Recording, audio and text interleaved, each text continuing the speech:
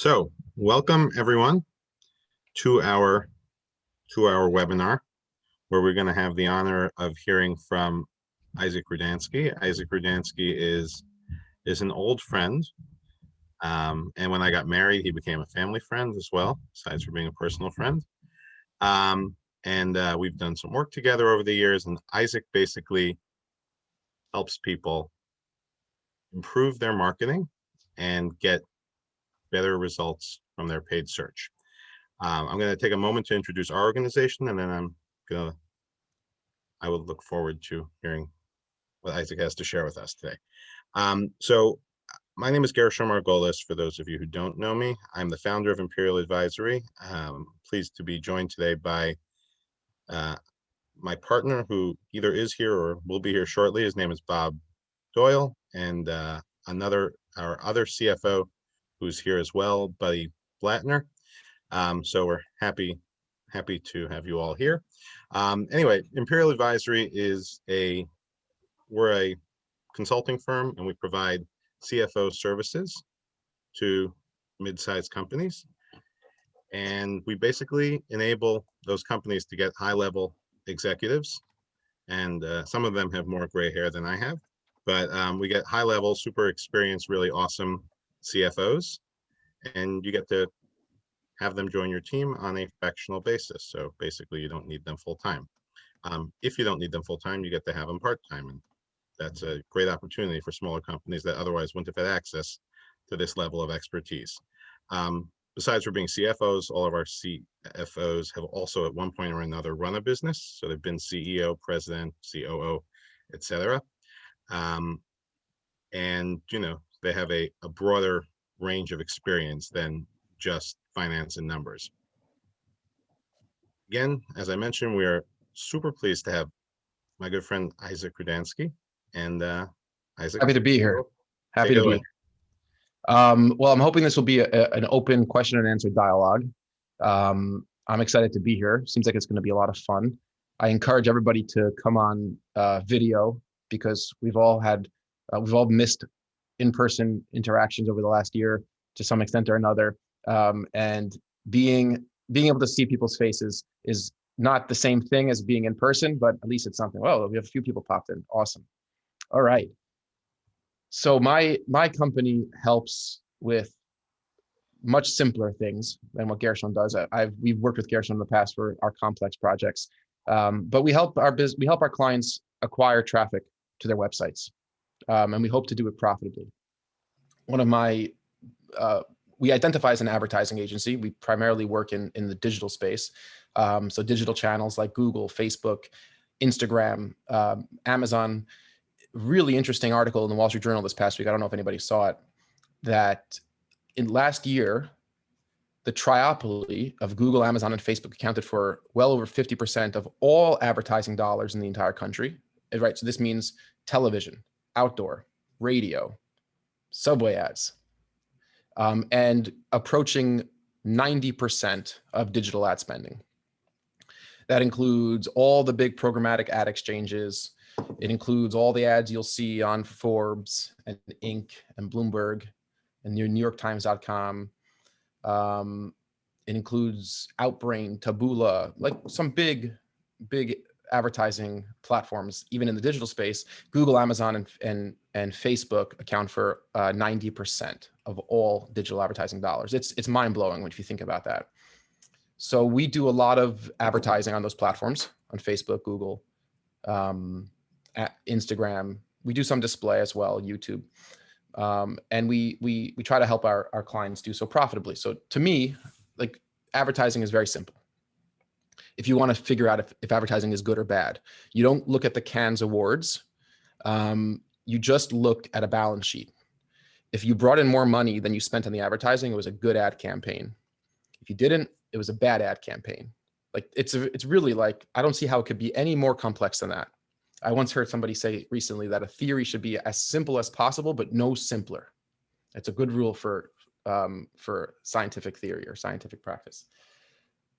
Before we go further, my executive director here at Adventure Media recently wrote a book called Join or Die: Digital Advertising in the Age of Automation. This is the hardcover version. It's available on Amazon.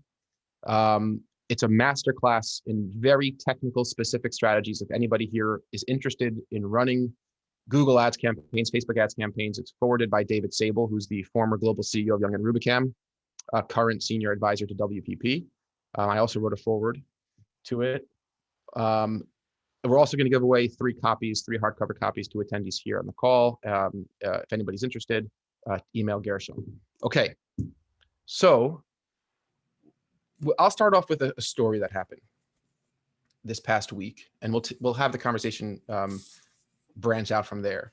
And then Gershon, you tell me, but I think we should maybe open it up to questions for the last half of it or whatever you want to do. Yeah, that's usually what we do. Usually we have the person speaks for 20 to 30 minutes or whatever, however long it is, and then we open up the question. And then, by the way, we've got an offer as well, which you'll all hear about at the end. Okay, cool. So this past week, I got a call from a prospect. And the prospect is a large international interior design agency. And they wanted to start advertising. They wanted to start advertising online. They built their business through networks, referrals, but they weren't generating leads through their website. So I spoke to him for a while. He was ready to give me money and he was ready to start advertising. But after looking at his website and talking to him about the content that existed on his website, I told him that if I was in your position, I would spend more money working on your website, your case studies, your content for the next 6 weeks. And I anticipated it costing around $30,000 to do those things, instead of spending your $30,000 on a month of Google ad campaigns. So I guess the question is, why did I give him that advice? And what led me to believe that he wasn't ready to start advertising on Google? There's a big misconception, or it's not really a misconception, but there's something very appealing about launching a Google Ads campaign or a Facebook Ads campaign. It doesn't take long. It's very easy to launch a campaign to generate traffic to your site. And these campaigns, just as anybody on this call that has a website and there's like valuable actions that users could take on your website, whether it be making a phone call, submitting a form, signing up for a newsletter, downloading a white paper or a case study or an ebook, or buying a product or signing up for a service.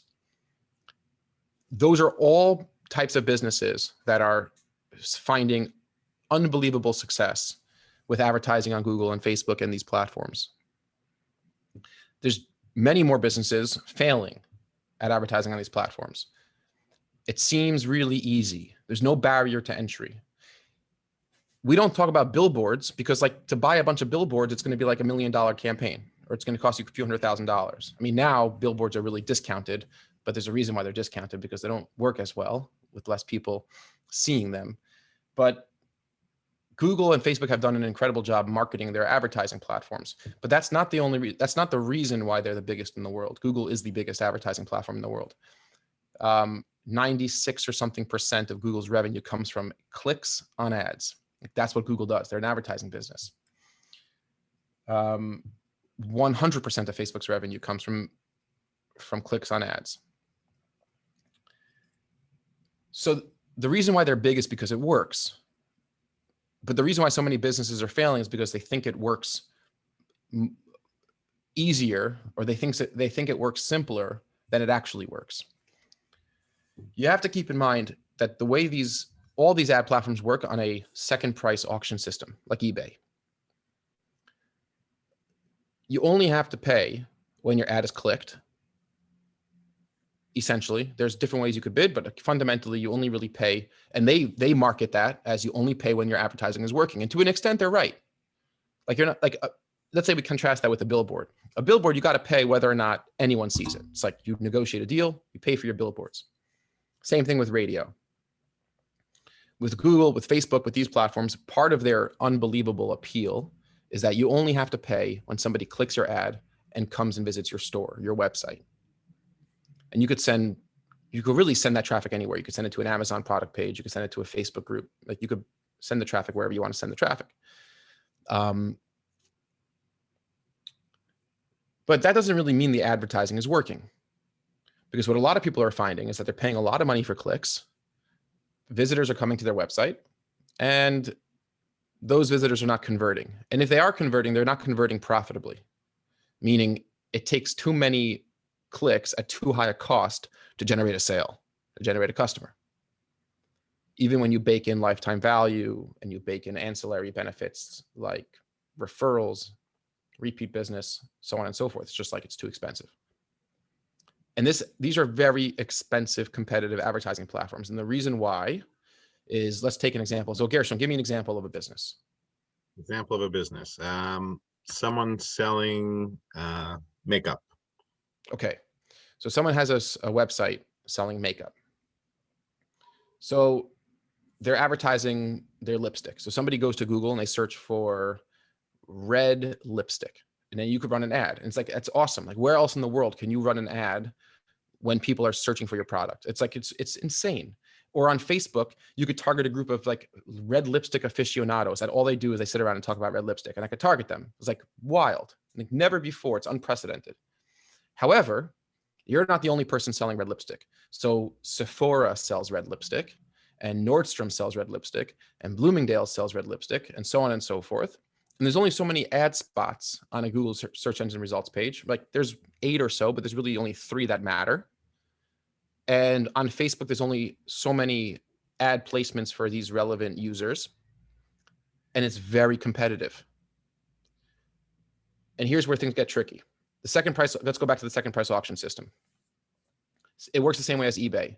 You bid, and the bidding is relatively complex. There's different ways to get to a bid, but ultimately, at its simplest form, you're telling Google, you're telling Facebook, this is the most I'm willing to pay to get a click from somebody looking for my product or service. So somebody looking for red lipstick. And that number might be different if somebody's looking for red lipstick or somebody's looking for red lipstick on sale. That number might be different if somebody's looking for lipstick versus red lipstick.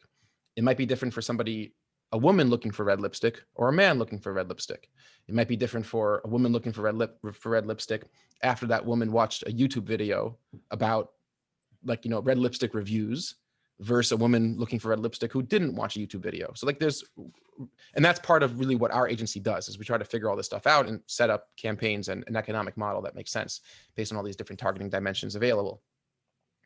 But ultimately, at some point, you tell the platform, the advertising platform, sort of the broker, the middleman, which is Google, connecting you to a customer, you're telling them how much you're willing to pay, the most you're willing to pay for a click.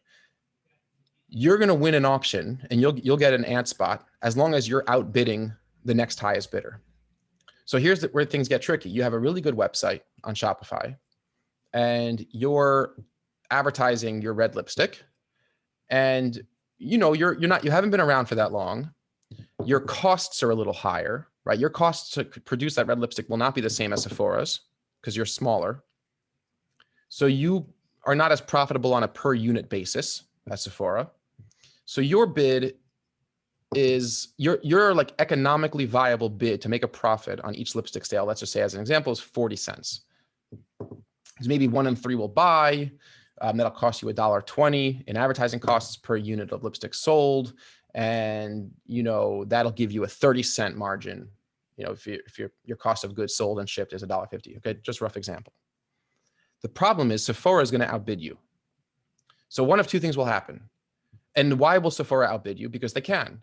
Either they're willing to take a loss, like they don't need to be profitable on their first lipstick sale. They just need a new customer because they're going to sell them cologne next week. And they're going to monetize their data by selling it with their partnership to Macy's, right? So this idea of this being this huge equalizer, equal playing field is not true. It is not an equal playing field for those reasons. Because it's an equal playing field, meaning everyone can get in on the action, but the action is going to be tough. So this happens all the time with our clients and all advertisers. You end up playing in a pool where bigger advertisers are looking at their economic models differently, like they're willing to take a loss. So, and you're not. Or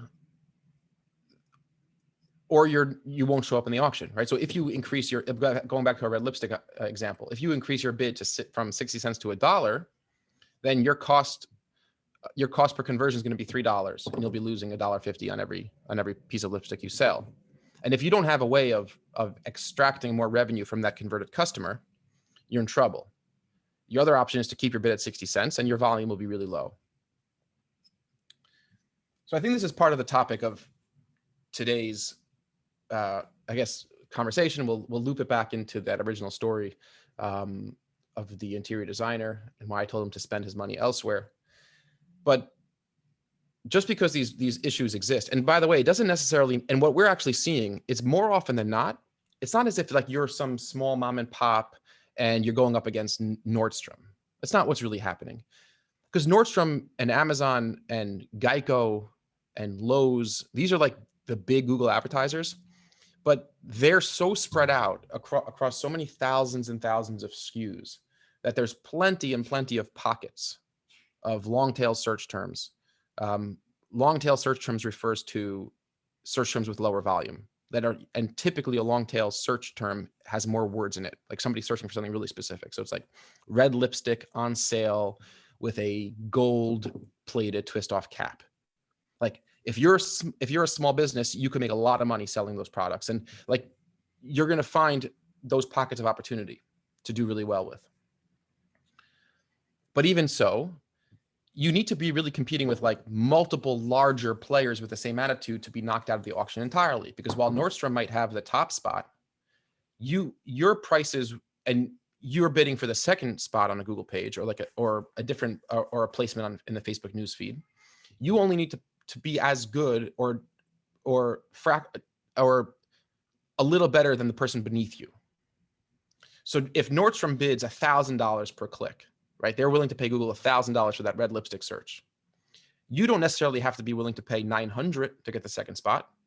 You just have to be willing to pay a penny more than the person beneath you. So if the person beneath you is a normal business, then it's okay. Nordstrom's not ruining the auction for you. Maybe they'll get the top spot. And there are other factors that go into like the ranking algorithm here, but if we're just looking at bid, because bid is half of it, like how much you're willing to pay. So, okay. Let's just pause for a second. First of all, does anybody have any questions yet?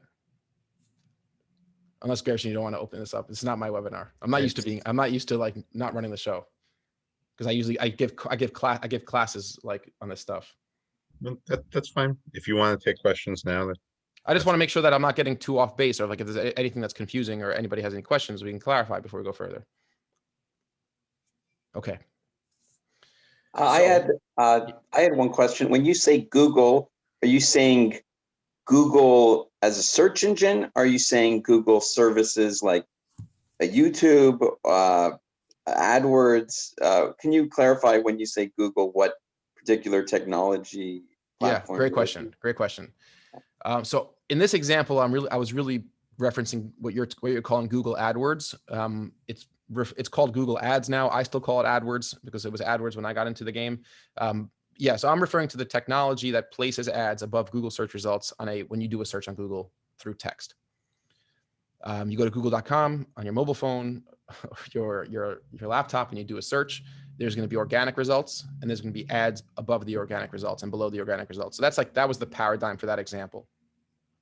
The same, but like YouTube is a property owned by Google, and the same sort of bidding dynamic exists. If you want to show an impression or a pre-roll video for this audience of this demographic segment, you're going to be bidding against other competitors that are also interested in reaching that same audience. And here's the point. There's two main reasons why I see businesses fail when they launch campaigns across Google and Facebook. And that could be Google, YouTube. Facebook is also, whenever I say Facebook, I mean Instagram also, because they're the exact same ad network. The first reason is they don't spend enough and they shut their campaigns down too early. That happens all the time. Like you have to come to the table with the willingness and the ability to be in the campaign, to be in the auction for 3 months. There's no rule around how much you have to spend. I typically tell clients you should be willing to spend, $15,000 a month, broken out on a daily budget. But that doesn't actually mean you have to spend the whole $15,000. You have to spend it at a rate of spending $15,000 a month. So maybe you're spending up to $500 a day, and you should get a sense if things are really going horribly or things are potentially working. But there's plenty of instances where you could spend much less. We've seen campaigns get off the ground spending $5 a day, $10 a day. There's not really any rule worth its weight that is in any way intelligent to talk about how much you should spend. But the timeline, I think, is relevant. All of these channels work with automated bidding technologies, basically underlaying this bidding auction system. Google is looking at signals. Google is looking at what YouTube's videos you've watched. They're assigning you into different interest buckets. They have factors that rate your likelihood to purchase something right now from this location on this website. And that goes into how much they're going to bid on behalf of their advertiser in the auction. They're going to look at do you respond better to sales? Do you respond better to questions in a headline? Do you respond better in the evening time to form submissions or lead gen based offers? And do you respond better to e-commerce offers after lunch on the second week of the month? Like they're collecting all of these signals, and they're building a profile around your cookie information.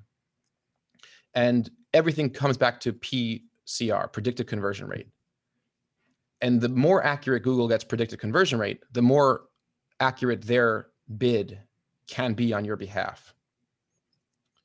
So they learn these things about you and about your products and about how your website will perform with certain interest groups over time. So if your campaigns are set up really well, just a problem we see is like, okay, we're just returning at a one-to-one return on ad spend. It's not great. It's not exciting. We're losing some money every day. It doesn't seem to be working. And they shut the campaigns down. That's the first problem. But the second problem is more what I think is relevant, or to me interesting to talk about, is the business is not optimized enough. Forget about the ad campaigns. There's all sorts of campaign structures you could run in Google. And I'm going to talk about a couple that have been working really well. And there's all sorts of ways you could research interesting, really cool targeted Facebook audiences and layer them on top of each other to create very interesting cohorts that could really outperform other typical audiences just available within Facebook. And we'll talk about that also.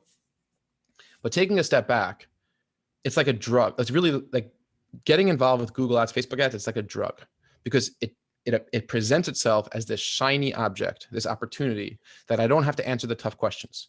I don't have to really figure out my lifetime value. I don't have to optimize I don't have to redesign my product. I don't have to go and sit and make my service offering better. I'm just going to run ads and get business. It's like, in the business world, it's as addicting as it gets, which is part of the reason why so many people flock to it in the first place. But oftentimes people are really deep in the hole and they have this resentful, negative attitude towards these platforms because they didn't work. And you'll hear things like, oh, why would I give Google my money? They're just trying to fleece me. They're opaque with data. That's another big one you get, because Google redacts certain data. Like you can't see everything. And they're like, oh, because they're megalomaniac opportunists that are just reaching their hands into my pocket and taking my money, and I'm not getting sales. It's not Google. It's your business. And there's a few different things to talk about. One is your website. Two is what I call like revenue extraction. There's probably a real term for it. And the CFOs on the call could shed light, which is just, once you have a customer bought from you once, how are you going to figure out how to sell to that customer again and again and again? Because if you could model that into your lifetime value equation, like what a sale is worth to you, because let's go back to red lipstick. So it's $1.50 for the first red lipstick. But now if you create a subscription that you teach lipstick application, right? And it's like a $5 a month subscription model, and you get 10,000 people to sign up for that. Gershon, what's the recurring revenue? That's 50,000. Right. Okay. There you go. Perfect. I'm not a math guy, although that was a pretty easy one. So then you're making $50,000 a month off of what used to be $1.50 lifetime value of a customer. Now, of course, that's not the proper way to do the lifetime equation. You're going to look at each individual customer. How long do they tend to stay in my subscription at $5 a month, right? But if they stay for 10 months and that's $50, then I've now generated $51.50 on average off a customer that I used to generate $1.50. And this is why you're losing in the auction, not to Nordstrom, but other businesses are just more structured. They're richer in a financial way, but also in a content and an engagement way. Isaac, can I? Yeah. You offered comments before. I want to jump in, and the place where I thought of this was I was actually coaching a business owner through an organization that I do some mentorship with, and they had a beauty brand that they were building up, and they were telling me about how they were acquiring everything on, getting clients. I think it was on Facebook, and they were doing a calculation similar to what you're doing, but their lifetime value or their amount subscription time that they were talking about was assuming 6 years. So I said, where did you get that? You're going to have people paying you for makeup for 6 years. And they said, well, I used to have, and this was during Corona, they said, I used to have a beauty salon. People would come in, they would just keep buying my stuff for 6 years. Like, that's how long an average customer lasts for. And, I'm not sure exactly what happened in the end, but I basically pointed out to her, and she recognized that you can't necessarily make those assumptions for the people who you found on Google, because the same way Right. they found you, other people will find them. So that's right. That assumption of how long that is and what you're basing that on and what your stress, Right. something to keep in mind. Right. Yeah. And if it's a new business, you're really at the mercy of assumptions. And if you have some data, you could actually look at your actual data. Fundamentally, the point is to start thinking about how could you could look at it two ways. One, how could you make more money? But two, how could you compete more aggressively in the auction, which means I could afford to bid more for each click. Because if there are ways to make more money from your customers, you could be relatively certain that your competitors are doing it. No one's rolling over and playing nice to let you get to the top. It's very tough, and businesses are very smart, and they're coming up with all these different interesting ways to be more aggressive by way of generating more revenue, by figuring out additional things to sell to your customers. And who knows if it's so it might be a subscription. It might be you're selling them additional content. Maybe you're also selling them a book. Maybe you're selling data. Like you're building a business and you're monetizing that data somehow. And that could go into your value equation and it could just boost, it could lift how much you're willing to pay for conversion, which also lifts how much you're willing to pay for a click, just following the math down.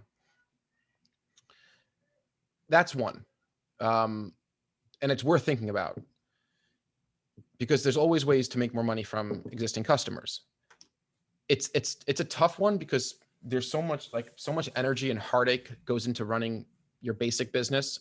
And again, I'm speaking to, let's say, a business owner, that is really hard to I have my clients to service. I have my factory to figure out. I have my returns, and I have much bigger issues than figuring out the next product to sell.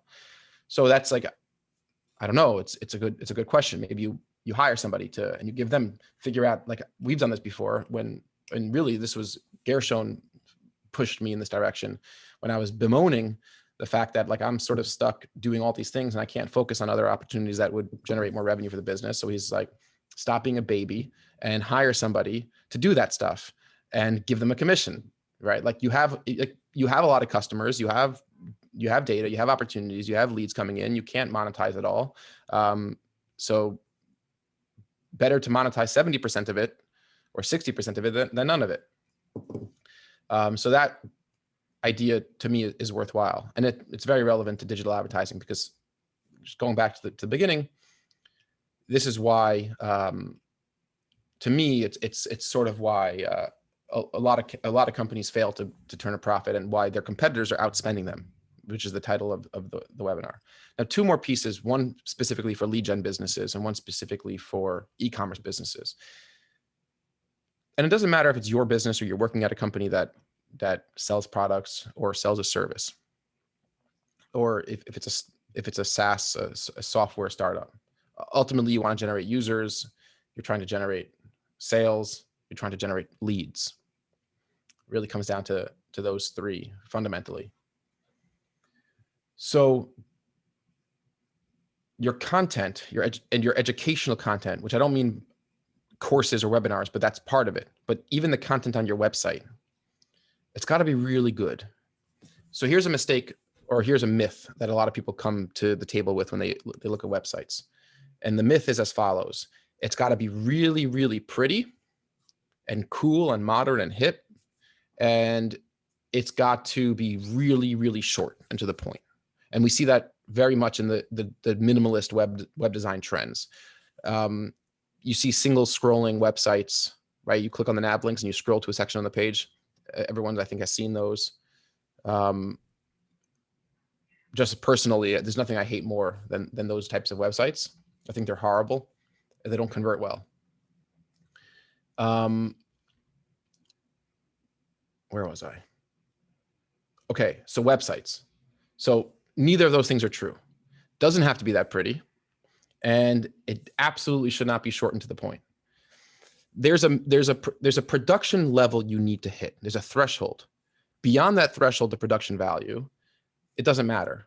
You're entitled to have a website that you enjoy looking at. There's absolutely nothing wrong with that at all. You deserve it, but it doesn't really matter after you hit a certain threshold of production value, below which you'll turn people away because it's like, this is not professional. I'll give you an example. We'll go back to we're talking about department stores. So Macy's and Bloomingdale's, they do not look the same. They're not designed the same. You have different feelings when you walk into each department store, but they both convert because they're both meeting a certain level of production value.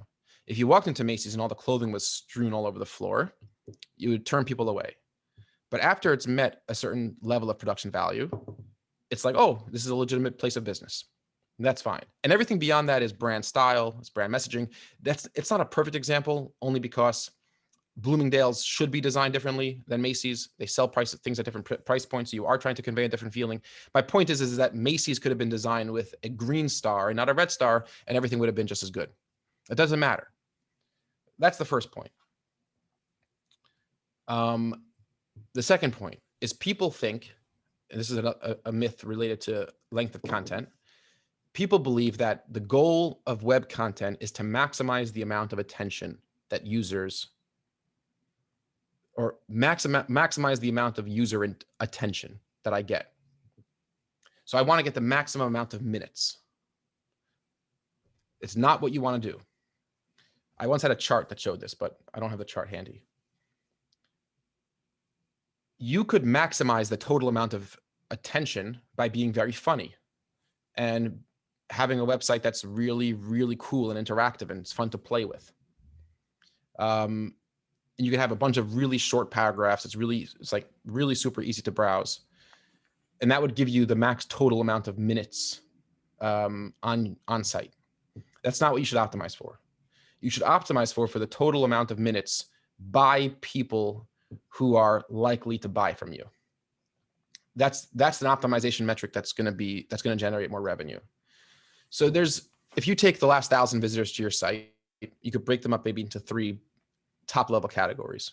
You have the no's, N-O, like I'm not buying today. I'm here to get images. I'm here to help my sister with her research report. I'm here because I'm fantasizing about what it would be like if I had enough money to afford your products. But there's all sorts of reasons. There's the no category. Nothing you do will sway them. Like your web copy could be written by, J.K. Rowling, and you're not going to get them to fill out a form. Doesn't matter. And then you have people who are in the yes category, and there's very little you could do to sway them not to convert, right? And that's the smallest percentage, because typically your website is going to convert at 2%, 3%, 5%, maybe 10% under certain circumstances, depending where the traffic's coming from and depending what you're asking the customer to do. Like getting them to sign up for a newsletter form is easier than getting them to buy an ice sculpture. But then you have this big group of people in the middle. And I'll give another example. Like, I don't know if any of you have ever tried booking Broadway tickets on a mobile app, on like the mobile Ticketmaster app. So it's not easy because you got to zoom into your seat. And I mean, I have big thumbs, but like my thumb is the size of 7 seats. So it's like not easy to pick the seat you want to buy a ticket for. So, but I was under a lot of urgency, pressure to get these tickets. And I must have tried like 12 times to zoom in. Like I even like tried cutting my nail. So it was like really pointy, but then the nail doesn't work. It's not capacitive. It's not like the touchscreen doesn't pick up that. Like it was crazy, but I eventually figured it out. So I was in the yes category. I was like really primed to convert. And there's very little they could do to get me, to turn me away other than the website going down. So everyone in the middle category towards yes, like I would split up the middle category into like, there's maybe yeses. Like I'm really on the fence, and that's what you're optimizing for. All the work you do when you figure out web copy, web content, how you present your products, the structure of your website, the information architecture, the use of image, the use of video, the use of typography, it's all for the maybe yeses. And what do they want? They want information. They want to be treated like someone with a brain. They don't want to be talked down to. They don't want information withheld from them. I don't know the last time any of you leased a car or bought a house or rented a house. It's like really involved. The last time I leased a car, like I was on Car and Driver, I was on Edmunds, I was on KBB, I was researching models, I was researching the changes between the years. And like, yeah, there's different levels of neurosis when it comes to different types of purchases, but those websites get it right. Do you know why? Because there's a lot of content. It's like they treat me like I'm like a consumer that wants to be educated, that's looking for information, that cares. So when there's a purchase that you're interested in making, whether you're evaluating a mortgage broker or you're evaluating a bouquet of roses for delivery, like you want to know what this is about. And web designers get this wrong all the time because they go for brevity when brevity isn't what users are looking for. It ends up just being demeaning. It's like, well, what does it actually cost? And I have a bunch of questions. And how complicated is this going to be? Where did you guys come from? What's your history? What's your background? What's your casework? What's your work history? So that's an important thing to me that always guides discussions around content. It's much more important what you say than how you say it. The actual content, the actual quality of your services, or the utility and usefulness of your product is much, much more important than how it's packaged or what the website looks like. Okay, so that's about content, which is, by the way, it's the same idea as revenue extraction, because this is all stuff that if you funnel the math back down, all this stuff allows you to bid more in a Google Ads auction or bid more in a Facebook campaign. Because if you extract more revenue at the same conversion rate, your lifetime value and your conversion value is higher. That allows you to bid higher. If you keep your same conversion value, you keep your same $1.50, but instead of converting 5% of your lipstick searches, you're converting 7% of your lipstick searches, you could bid higher because it takes you less money in clicks, less cost of clicks to convert into that $1.50. So there are two sides of the same coin. Working on your conversion rate by creating a better site experience or content experience is the other side of the same coin, in my mind, as extracting more revenue from your existing customers. Now, I guess lastly, we'll talk just for a moment about social proof and identity and case studies as it relates to lead gen businesses. By the way, with e-commerce businesses, it's really easy. You either have a good product or you don't. And it either sits at the right price point or it doesn't. And if you're not hitting any of those things, like you're out. Today's consumers are very, very smart. They research, they understand, they're not dumb, they're not going to fall for tricks. They're not going to pay. They'll pay a little bit more for convenience, but do you know where that mainly manifests? It mainly manifests on Amazon. Like we see this all the time. Clients who sell their products on Amazon could sell them for more than they sell them on their own website, because Amazon comes with a great degree of convenience because it's where the customer's shopping for their shampoo, and it's also it's also very trusted. It's like, I'm not nervous that my package will arrive. I'm not nervous that it will arrive on time. And I'm not nervous if something's wrong, I'll be able to deal with customer service relatively easily. Right. So Amazon, you could charge a premium for your products on Amazon. Now that doesn't mean that Amazon's the only place you could sell. In fact, Shopify, if you're an e-commerce business, you should be on Shopify. Like basically that's it. Unless you're like a Fortune 100 company, Fortune 500 company, and you should be on a custom build type of thing. But if you're like selling products, be on Shopify. Shopify's revenue was greater than Amazon's revenue in, I believe it was Q3 of last year for the first time ever, which means all the revenue coming from websites powered by Shopify's checkout exceeded that of Amazon's revenue in the quarter, which is nuts. It's nuts because Amazon gets like 45 cents of every dollar spent on the freaking internet in America, which is also nuts. So that being said, that's for e-commerce. So then you need to have reviews.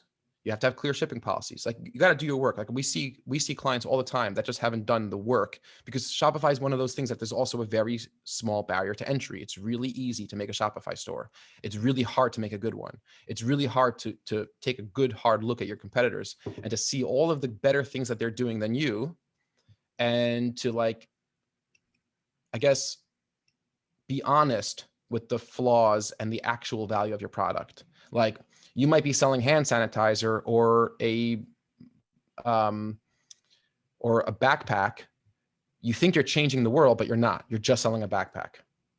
Now, it doesn't mean that a brand story isn't important and brand identity isn't important, but it means you have to have a realistic understanding, which is why you have a CFO. You have to have a really realistic economic understanding of what the brand story and the brand narrative actually adds to your capacity to charge more than Jansport. Okay, that's e-commerce. With lead gen, or if your website is focused around web submissions, form submissions, phone calls, leads, right? Like educational content is very important. Webinars, case studies.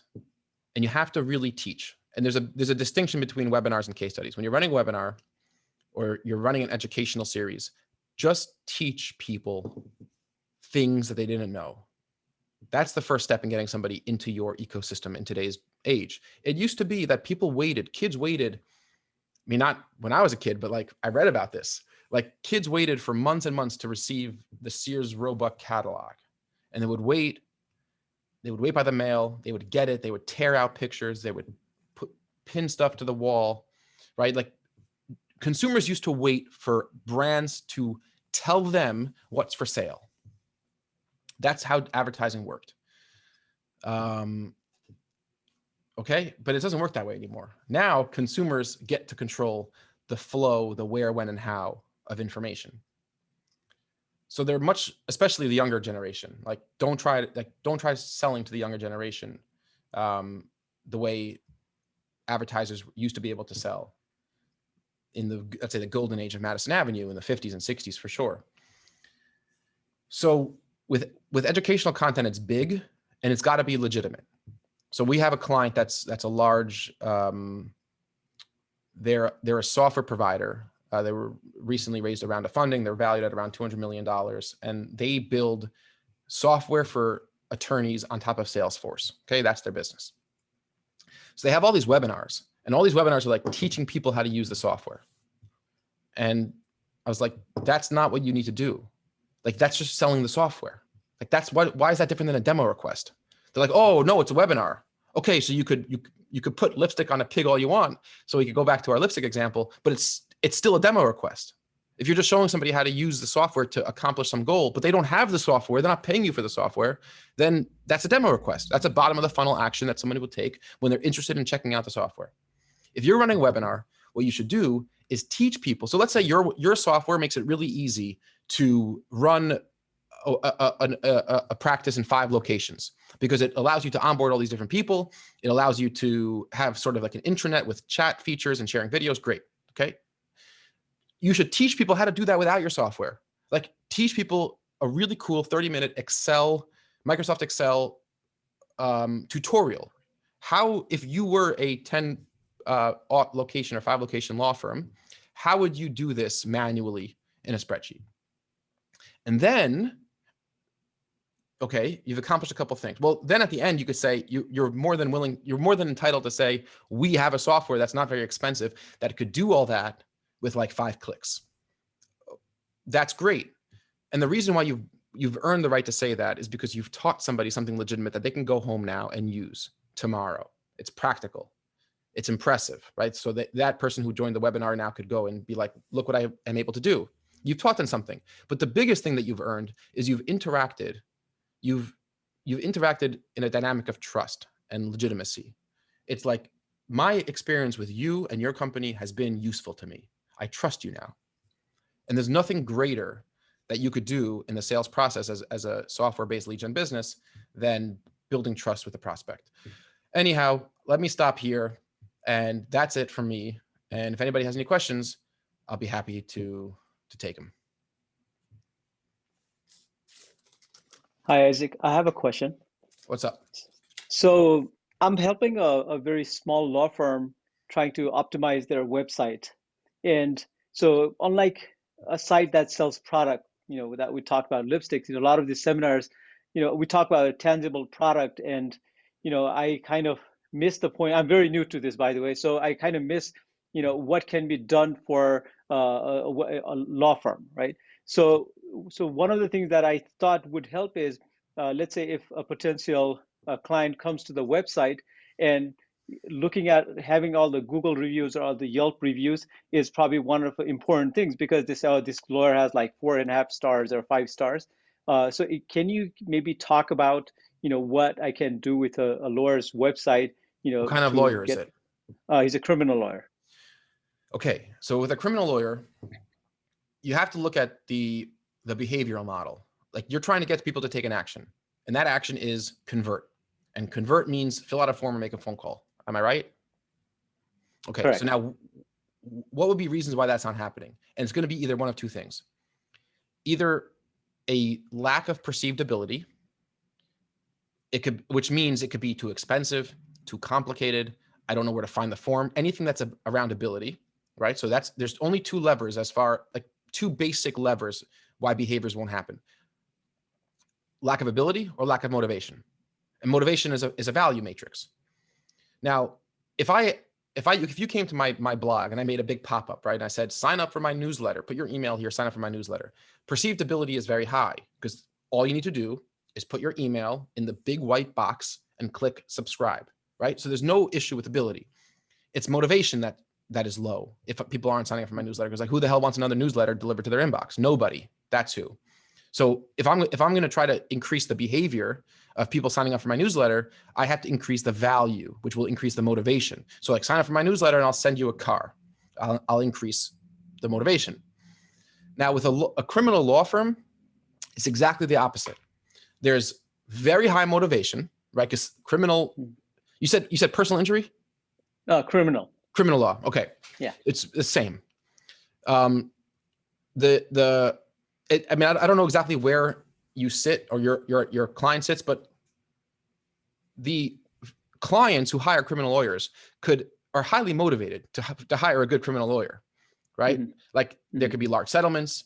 There's a lot on the line to get a really good criminal lawyer on your side. The perceived ability is low. It's like, I don't understand this process. I don't understand who you are. This is totally foreign and complicated to me, and I'm overwhelmed. So there's a high lack of perceived ability. So like, maybe we don't need to have the double negatives, or it's like, let's just call it a low perceived ability. So you have to do everything you can to increase perceived ability, to increase perceived simplicity. So things you would say is, here is the process. Here's exactly what's going to happen when you fill out this form today. Within an hour, you're going to get a phone call from one of our specialists who works in our New York office. Be objective and be specific. Objective, specific facts eases the brain. It reduces cognitive tension, because anything you don't know or you have to guess increases confusion. It increases effort, right? It's going to decrease your conversion rate. So it's like, one of our paralegals in our Ronkonkoma location is going to call you within an hour. We're going to ask you 6 questions. it'll be great if you could be prepared with the following information and give them things that they're going to bring to the call, give them a job to do. That's going to get them excited. It's going to give them structure, right? It's like, I don't know, maybe it's like being a good therapist, right? You tell them what to do, and then you say, and then you have to actually deliver. And then you say, based on this information that you give us on the phone call, we're going to assign you to the right team. That team is going to schedule another call with you within the week, and they're going to meet you. That's where you come in, you understand the process. And we're going to hold your hand every step of the way. And our proprietary system that we've built for our criminal attorney clients has resulted in a 69.3% rate of wins. I have no idea if this is anything you would say in this space, but like, you get the idea. Like, you're being very specific, and you're building that trust, and you're trying to speak to the likely fears and hesitations that such a person is having. Now, as far as traffic acquisition goes, you would start with, I think, bottom of the funnel campaigns, people searching for criminal lawyers, right? But that's not like my whole point of the speech is like, that's fine, and that's the best starting strategy, but that's not going to be enough, because you're going to have a lot of and criminal lawyer is a perfect example of this point, because these clicks could go for $900 a click. Wow. A mesothelioma lawyer are clicks that will go for thousands of dollars for a click. And you might only convert 1 in 50 clicks into a form and convert one of those 5 forms into a win. So you're talking about lawyers willing to spend 6 figures on closing a deal, because these are $1 million settlements, right? It's like eBay. It's a second price auction system. Larry Page and Sergey Brin are not sitting in a Google tower setting bid prices. It's actual competitors bidding in Google, determining the price of these auctions. Anyhow, so that's a couple pieces for criminal lawyers. Okay, thank you. All right, I think we have time for one more question. Hello. I have a question. Hi, Lee.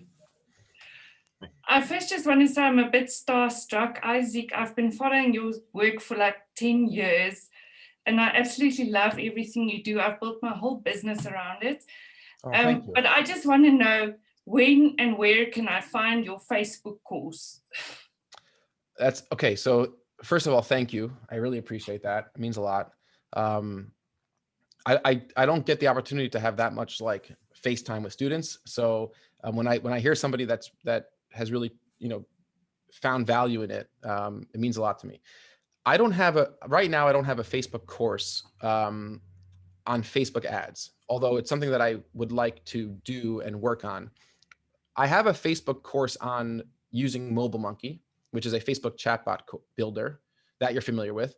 Are you part of the Facebook group? Yes. Okay, good that you're familiar with that. And then there's the Agency Overdrive, which has some lectures. Okay, so you're firing on all cylinders. Other than that, I don't have a Facebook course right now.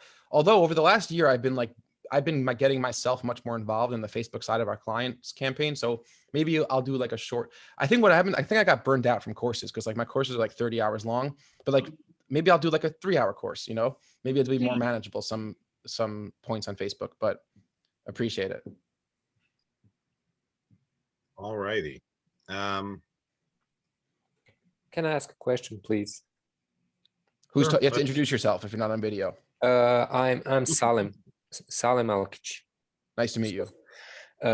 So I have a technical question about how to use target CPA bidding strategy in Google Ads in a situation when you don't know the value per conversion. It's a job listing site, and I don't know how to calculate how much I'm willing to pay per successful application, because employers buy from us, not people who submit applications. What data do I need for calculating desired target? What's the site? Job listing site, Oh, job listing. I thought you said drop shipping. Okay, job listing site. So how do you make money? You list jobs, and does the visitor come off your site and goes to the job post? Yes, but we don't make money from the visitors. We make money from the employers, who pay us. So what's the model? When do they pay you? On what action? They pay us to list their job ad on our site. They pay us, for example, they can have their job ad on our site for 7 days or 30 days and so on. Oh, and they pay you a set price for that? Yes, yes, yes, So they pay you a set price to host to promote the job post for 7 days, let's say. yes. And do you guarantee them a certain amount of clicks? No, no. Okay, so then why don't you just look at it as what you're willing, like the margins that you want? Like, so just a simple example, let's say they pay you $1,000. You want to earn $500. Like that's your goal, right? Okay. And if your clicks are costing $1 a click, you're willing to pay at most $1. You're willing to buy 500 clicks. Like, why not even look at it at a cost per click basis? Because if you don't have to deliver, see, there's two problems here. One is like the simple economic model, which is, I think you could just look at your click cost because you don't have to deliver results. The problem though is you need to have a good business. Like you need to deliver results. You don't have to, but you do have to if you want them coming back and you want to have a good reputation. So what I think you should do is work on putting together a goal, like how many successful submissions should I get my client for that $1,000 7-day listing? And you could discuss that with your client. You could come up with it yourself, and that's how you get your CPA, right? So you look at your total revenue is $1,000 for the listing. What is the margin that you'd like to make? Would you like to break even? Would you like to earn a couple $100? So, okay, I want to earn $500. Now, how many conversions did you determine you'd like to send that client for it to be for the client to be happy? I don't know, 50. Well, then you have a $10 CPA. Does that help? Yes, yes. But should I, in this situation for now, use maximize conversions as an option or target CPA? Well, I'm assuming you're tracking conversions, and is the conversion tracking accurate? Yes, yes, yes. So for now, I would definitely recommend testing maximize conversions for now. Yeah. Okay. Let's see how that goes. Yeah. Okay. Thank you very much. My pleasure. All righty. Isaac, thank you very much for an amazing webinar. Thank you all for joining. Thank you for having me. Thank you everybody for joining. Absolutely. Really appreciate it. As I said before, we've got a quick offer. Isaac taught us a lot about how to get people to your website and how to optimize what you spend there, but how do we make sure that the maximum amount of money ends up on the bottom line and in your pocket? That's what we deal with at Imperial Advisory. So if anyone would like to have a quick call with one of our CFOs, we're offering for the first 10 attendees, we are offering a half-hour call with one of our CFOs. So please reach out to Ariel, whose email address you should have, and I'll drop it in the chat as well. And reach out to Ariel to schedule your call and do it quick because it's the first 10. But we'll probably do more than 10, but I don't know if I'm supposed to say that. Isaac will tell me later. It's like a sense of urgency. Anyway, thank you all, and have a great day. Thanks, everybody.